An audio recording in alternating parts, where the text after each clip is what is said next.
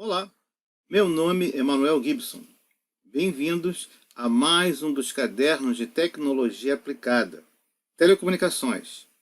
O tema é propagação das ondas eletromagnéticas. Estamos interessados nos serviços de telecomunicações sem fio, na análise, projeto e instalação de enlaces sem fio. Vamos até agora 6 aulas e a nossa 7ª aula é mecanismos ou modos de propagação das ondas radioelétricas. O objetivo é apresentar esses mecanismos, esses modos de propagação e como afetam a propagação das ondas de radiofrequência nas diversas regiões do espectro. Já vimos que a propagação em espaço livre é um modelo teórico, uma propagação retilínea, que raramente é encontrado na prática. Vamos estudar então agora algumas das maneiras com que a onda se propaga ou se desloca desde a antena transmissora até a antena receptora. O modo, o mecanismo, nos fornece, nos indica a maneira como a onda interage com o meio na qual se propaga. Entre os elementos, nós podemos citar o ar, a atmosfera em geral, o relevo, as ondulações, elevações, edificações, o solo, o tipo de solo, massas de água, mar, vegetação e árvores.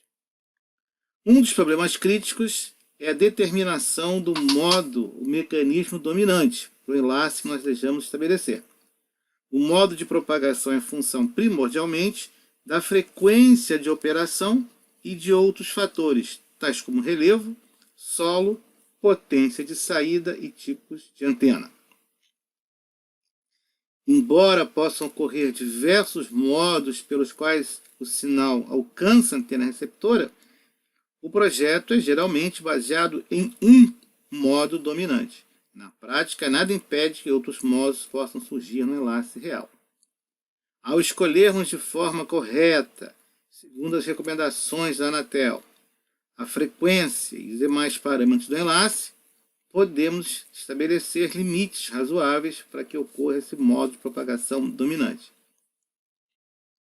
A propagação da onda eletromagnética em ambiente natural, nos nossos enlaces, é o chamado meio não confinado e é regido por modelos estatísticos. Não existe um enlace com 100% de confiabilidade. Ao longo de todo o curso temos enfatizado isso. A classificação desses modos ou mecanismos, por mais estranho que pareça, não é um assunto pacífico. Não existe um único modelo ou uma forma de se classificar esses modos. Vamos apresentar uma classificação como referência. Então vamos aos modos ou mecanismos de propagação das ondas radioelétricas, dos nossos enlaces sem fio. Primeiro, onda terrestre. Onda celeste ou ionosférica. Espalhamento troposférico ou onda troposférica ou tropodifusão. Esses são os 3 mecanismos básicos de propagação que vamos estudar. Então temos onda terrestre, onda celeste e a onda troposférica. Iniciando com a onda terrestre.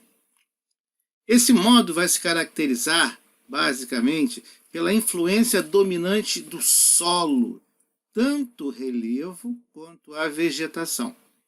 E ele pode ser dividido em 3 tipos: onda de superfície, onda direta ou espacial e onda refletida. Então, onda terrestre, mecanismo de onda de superfície, onda direta e onda refletida. A onda de superfície é comum em frequências até cerca de HF. A onda, particularmente o campo elétrico, acompanha a superfície da Terra, solo ou água, devido especialmente às características do solo.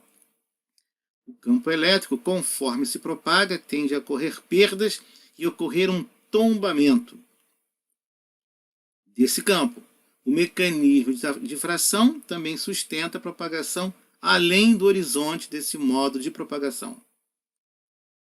A onda direta ou espacial, ela é influenciada pelo solo agora em relação ao relevo, quanto às obstruções ou às condições da atmosfera pela refração.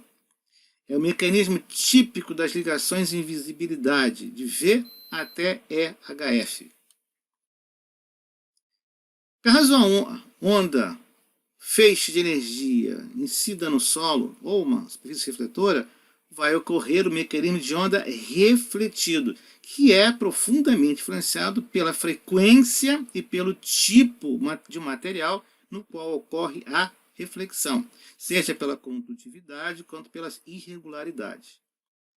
A superfície de reflexão pode ser o próprio solo, o terreno, uma massa d'água, elevação, edificação ou qualquer outra estrutura, até mesmo um veículo. Na figura temos vários tipos de mecanismos de propagação de onda terrestre. Observem a superfície da Terra e agora nós temos a onda direta, do transmissor ao receptor. Claro que pode ser obstruída. A onda refletida, que vai depender agora da relação entre a frequência, o ângulo de incidência e o tipo de superfície refletora. Também podemos perceber aí o campo elétrico tombado, ele vai caindo, diminuindo. Observe que ele vai diminuindo a amplitude conforme se desloca pela superfície da Terra. Em frequências mais baixas de MF, elevações de várias centenas de metros têm pouco ou nenhum efeito, porque o campo acompanha a superfície da Terra. Temos também a possibilidade do alcance transhorizonte pelo meio de mecanismo da difração. E a ligação via satélite? Bom, podemos considerar com um caso especial de onda espacial, já que se tiver um obstáculo entre a estação terrena e o satélite, o sinal certamente será bastante prejudicado. A ligação provavelmente terá muito problema para acontecer. Onda terrestre, onda de superfície, onda direta e onda refletida. Então nós vimos os modos de propagação, onda terrestre, onda celeste e troposférica. Vamos ver agora a onda celeste ou ionosférica. Ela baseia-se no mecanismo de refração ou reflexão ionosférica. É extremamente influenciado pelo grau de ionização da região, da camada onde ocorre essa refração, e depende da frequência e do grau de atividade solar. Ela é devida aos raios ultravioletas emitidos pelo Sol e existem picos de ionização de região, a camada D, a camada E esporádica, a camada F e o F2. É um mecanismo bastante eficiente para ligação a longa distância. O problema é que tem pouca largura de banda, reduzida a taxa de dados, grande ruído, um elevado ruído na faixa, reduzida a confiabilidade, sendo extremamente influenciada pela atividade solar. Ou seja, as condições mudam do dia para a noite. Então, essa variabilidade é que leva a baixa confiabilidade. Um exemplo é que você, com seu radinho de pilha, em certas regiões mais elevadas talvez, você durante a noite pode até escutar estações da Europa, da América do Sul, e durante o dia apenas as estações locais. Na figura nós temos duas situações, uma do raio refletido, na verdade ele é refratado, mas ele retorna à superfície da Terra. Esse é o sinal que nós estamos interessados. Mas segundo, sob certas condições de frequência e o ângulo de incidência, esse raio pode se perder e atravessar a ionosfera. Alguns termos típicos quando se trabalhar nessa área vão ser MUF, que é a frequência máxima de utilização, a FOT, a frequência ótima, ou a MUF para um ângulo zero, MUF zero. Então, aí estão os modos de propagação, onda terrestre e onda celeste. Veremos agora a onda troposférica, ou tropodifusão, ou difusão troposférica. Para você ter uma ideia desse tipo de modo de propagação, é fácil lembrar do farol alto ligado numa região de neblina. O que acontece? A luz do farol volta com as próprias pessoas dentro do carro. Você não consegue enxergar nada. Pois é uma coisa parecida que acontece nesse mecanismo. Você joga energia rádio em alta potência, essa energia vai se espalhar, vai se difundir pela troposfera e uma pequena parcela desse sinal vai chegar onde você deseja. Então você vê que não é muito fácil conseguir essa ligação. É típico de ligações de VHF, pode ocorrer em longas distâncias, pode ocorrer o fenômeno de duto troposférico, e a aplicação antiga, nos tempos mais antigos era para ligações a longa distância, nos quais não era possível colocar repetidores ao longo do caminho.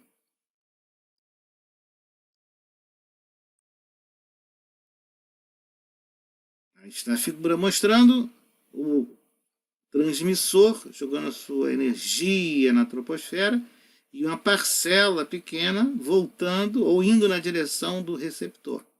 Esse laço pode ter dezenas e centenas de quilômetros. Sim, precisamos de antenas de elevadas dimensões. Largura de banda de poucos mega, número reduzido de canais. Hoje em dia tem praticamente nenhuma aplicação comercial. Se você quiser fazer uma comunicação, uma ligação a uma região de difícil acesso, existe o satélite. Se você quiser fazer a ligação de alta velocidade e confiabilidade a pontos de acesso fácil, você tem a fibra ótica. E quando tudo dá errado? Alguns modos de propagação são dominantes em certas faixas de frequência, são mais comuns de acontecerem. Podem acontecer modos anômalos e perturbar ou interferir ou reduzir a qualidade, a aceitação desse enlace. Os sistemas de telecomunicações comerciais procuram apoiar-se em mecanismos mais estáveis dentro dos modelos da engenharia. Por outro lado, nós sempre enfatizamos que a onda eletromagnética não tem coleira, ela não obedece à nossa vontade. Depois que o sinal sai da antena, nada mais a se fazer. Também não podemos eleger a nossa vontade o modo, ele surge em função da decorrência da própria frequência de operação. Então, escolher a frequência e demais parâmetros de enlace vão ser uma indicação da viabilidade teórica ou não da ligação rádio. A natureza não atende a votações. Não existe enlace com 100% de confiabilidade. Aliás, não existe comunicação com 100% de confiabilidade. Mesmo que você esteja disposto a taxa baixíssima, ainda assim, vale o aviso? Vale o aviso de novo? Você encontra aqui neste canal algumas explicações, alguns vídeos sobre DB, DBM e DBW. Se você estiver interessado em conhecer mais profundamente outros sistemas de telecomunicações, uma referência é o livro Medidas em Telecomunicações Eletrônica. É publicado pela editora Senac, Rio de Janeiro. E ele faz uma abordagem geral de diversos sistemas de telecomunicações, utilizando as unidades de medida de potência, de tensão e campo elétrico. Então, encerramos a nossa aula 7, mecanismos ou modos de propagação. A próxima aula será modos de propagação nas faixas de frequência. Como os modos de propagação atuam nas diversas faixas de frequência? Em V, U, HF, SHF, EHF, como isso acontece? É o que veremos na próxima aula. Obrigado e até lá!